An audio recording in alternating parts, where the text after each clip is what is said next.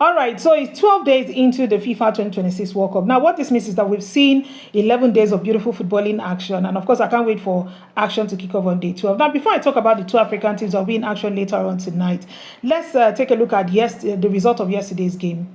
So, yesterday was two African teams in action on match day 11. It was Cape Verde and Egypt. Now, Egypt were able to bounce back from their opening draw, and of course were able to pick up a victory. Maximum 3 points, and they also scored 3 goals as well. And of course, with that win, they top Group G with 4 points. Let's go to Cape Verde. Cape Verde were able to hold another world champion to a draw. They scored first. Of course, Uruguay came by, equalized, and of course went ahead to lead, but Cape Verde were not done. They equalized as well, and that game ended 2-2. Now, I've heard people say things like, Vosinha did not do as much, the players did not do as... Let me say this.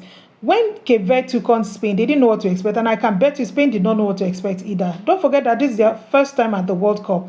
So, I will tell you this for free. Uruguay had the opportunity to go and look at this team.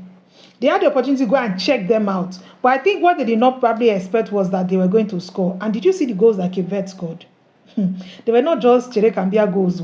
They were brilliant goals. Anyways, that has shown us that Cape Verde didn't come to the World Cup to count bridges. They also came here to participate. They didn't come as spectators. They came as participants. All right, let's take a look at the two African teams that will be in action later on tonight. So we have Senegal taking on Norway by 1 a.m. And of course, it will be Algeria against Jordan by 4 a.m. So Senegal lost their opening match to France, and of course, Algeria lost their opening match to Argentina.